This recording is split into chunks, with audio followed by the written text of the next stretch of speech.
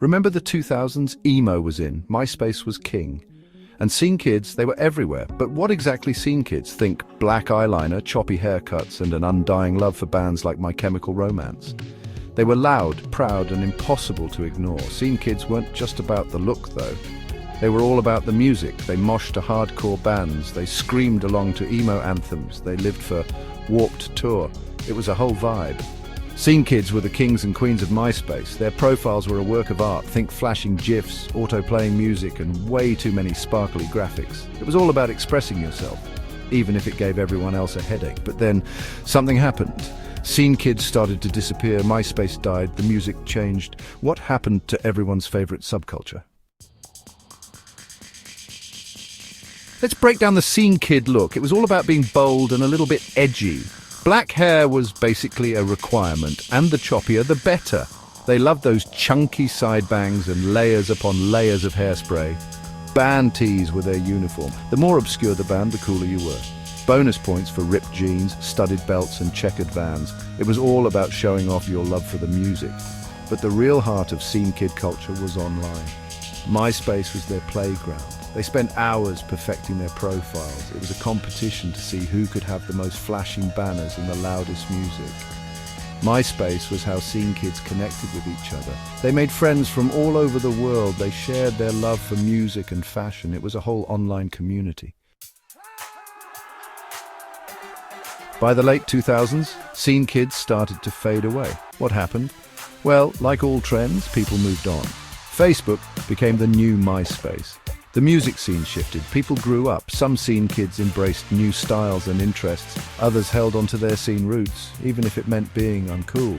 But one thing's for sure, the golden age of scene kids seemed over, but whispers of the scene never truly disappeared. You'd catch a glimpse of a studded belt or hear a My Chemical Romance song. It was a reminder that the scene kid spirit never really died. Could scene kids make a comeback? It seemed impossible.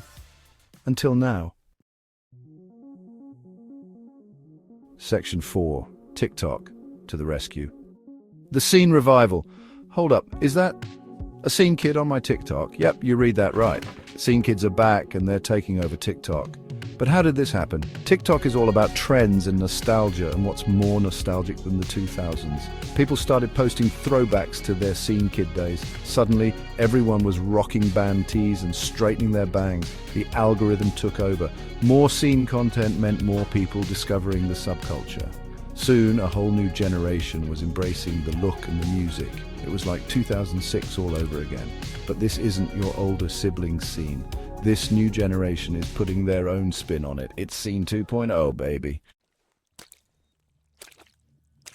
Section 5. Scene queens of TikTok, Gravely, Gothic Hyla, and Mad Molly. This scene revival wouldn't be complete without its leaders. Enter Gravely, Gothic Hyla, and Mad Molly, the queens of scene TikTok. Gravely Gothic Hyla is known for her dark and edgy style. Think heavy eyeliner, platform boots, and a whole lot of black. She's not afraid to be herself, and her confidence is contagious. Mad Molly, on the other hand, is all about bright colors and bold makeup.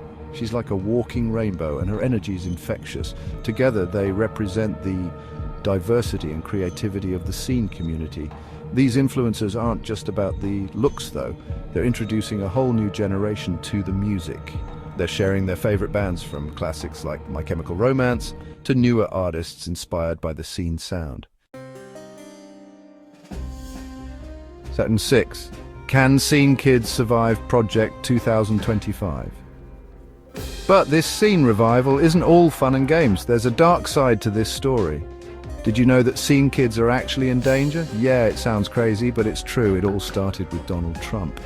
Okay, maybe not with him, but he's definitely part of the problem. See, Trump and his buddies are all about controlling the internet. They say it's about protecting children and stopping misinformation, but we all know what they're really up to. And then there's Elon Musk and his little Project 2025. It's basically a plan to turn the internet into a dystopian nightmare where corporations control everything you see and do online. And guess who's first on their list of targets? Yep, you guessed it, scene kids. Why scene kids? Because they're different, they're loud, they don't conform.